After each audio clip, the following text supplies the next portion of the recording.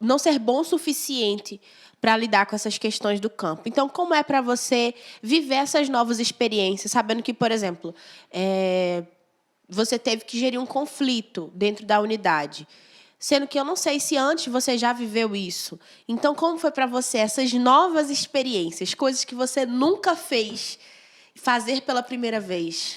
Eu acho que tudo é o Senhor realmente que vai capacitando. Porque eu acho que tem coisas que a gente já fazia normal, sem parar pra pensar que você estava fazendo isso, gerenciando o conflito chique, né? Tipo, separando uma briga e resolvendo os problemas. Mas aí fica mais bonito gerenciando conflitos. E aí, a gente já fazia isso antes em algumas outras ocasiões, só que agora de uma forma mais assertiva. Eu acho que também foi interessante que o Senhor realmente vai direcionando em todas as coisas. Porque, exemplo, eu fiquei na Missão Madureira, mas talvez para a minha igreja seria mais comum se eu ficasse no Viver. 10 anos de ministério infantil, acho que seria um bom requisito para eu poder estar cuidando de criança. Só que, na verdade, eu achei super interessante que o Senhor me colocou nesse lugar novo, que eu estava realmente gostando, me descobrindo, porque talvez se eu fosse para Viver, poderia ter essa ideia, tipo assim, só porque eu já tinha alguma bagagem, as coisas estão dando certo. Mas, na verdade, o Senhor queria falar assim, filho, eu que vou fazer tudo aqui. Eu que vou te conduzir em todas as coisas aqui. Então, realmente, eu tenho aprendido assim, com o Senhor. Às vezes, até a maturidade que eu fui imaginando, eu nem sabia que eu tinha todo esse, sabe? Situações de acolhido quando querem, tipo, vou embora. Eu não aguento mais, eu quero voltar para casa. Aí as palavras vêm assim, tum, na mente pra gente falar.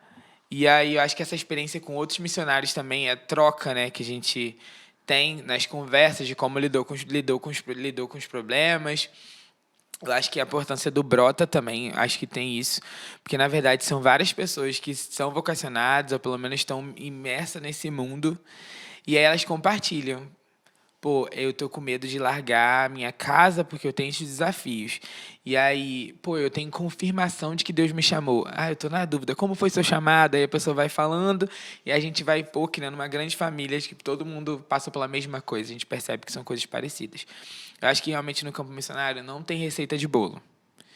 Eu acho que como a gente foi criado de diversas formas diferentes, claro que tem uns princípios básicos que é da Bíblia, mas o restante a gente vai aprender vivendo. Não tem como que eu vou fazer quando alguém brigar. Sei, a primeira coisa é separar. A gente precisa estar no campo missionário para conseguir criar nossas próprias bagagens. A diferença é que agora eu não conto a história da Vitória. Agora eu conto as minhas próprias histórias. Chega de eu ficar... Claro, chega não, porque eu compartilho ainda a história de outra pessoa. Mas eu quero viver algumas coisas. E é muito mais incrível quando a gente pode contar de algo que a gente realmente vivenciou. Tipo, um menino que você pegou lá na triagem e aí você vai pro sítio, vê ele um tempinho e depois você vê o batismo dele. Isso é lindo!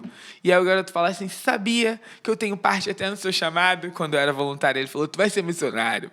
Eu falei, não, eu só vim aqui para cuidar um pouquinho de você. E aí você tá com ele no dia do batismo dele, eu acho isso incrível, a gente poder acompanhar essa transformação por completo. Nossa, eu lembrei agora, e eu fiquei até emocionada, porque essa semana que passou agora, teve um casamento de 2 missionários da Cristalândia de Alagoas.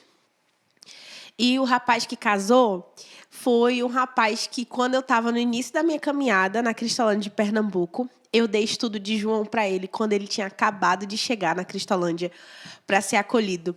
Então, eu lembro do dia que ele fez a triagem na Cristalândia, o dia que ele entrou, e eu lembro de quando eu dei o primeiro estudo que a gente dá para qualquer acolhido, qualquer discipulado que a gente vai fazer na Cristalândia. A gente começa pelo estudo de João. E eu dei o estudo de João para ele.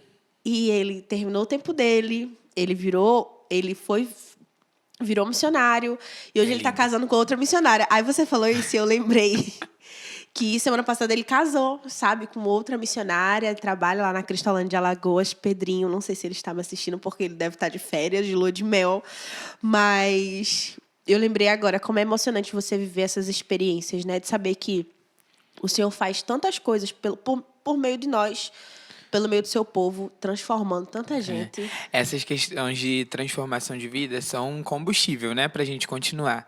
Mas eu acho que um peso que a gente também sofre de vez em quando, a gente estava conversando esses dias lá na missão, que é a gente fala e parece que a pessoa da rua não toma um posicionamento. Mas eu vi até uma frase que, na verdade, nosso trabalho é ser semeador. Então, isso tira um pouco mais essa ideia de frustração, porque às vezes a gente fica vendo, pô, ninguém acontece nesse caso tão incrível assim, caso virou missionário, o número é um pouco reduzido, e às vezes a gente está naquele dia, tipo assim, será que está valendo a pena tudo que eu tenho feito aqui? E aí, na verdade, a gente tem que lançar a semente. Esse é o nosso papel. Lancei a semente, opa, meu trabalho está sendo válido. Porque se vai germinar agora ou não, já não é mais minha responsabilidade. Então, mesmo que às vezes a gente está lá esperando, porque a gente imagina, né? A gente conversa com a pessoa, a gente fala de Jesus e ela não toma uma posição. E a gente fica, pô, será que eu estou perdendo meu tempo? Mas, na verdade, você está exercendo a sua missão, que é lançar a semente. O resto é com ela e com o Espírito Santo conduzindo nessa caminhada.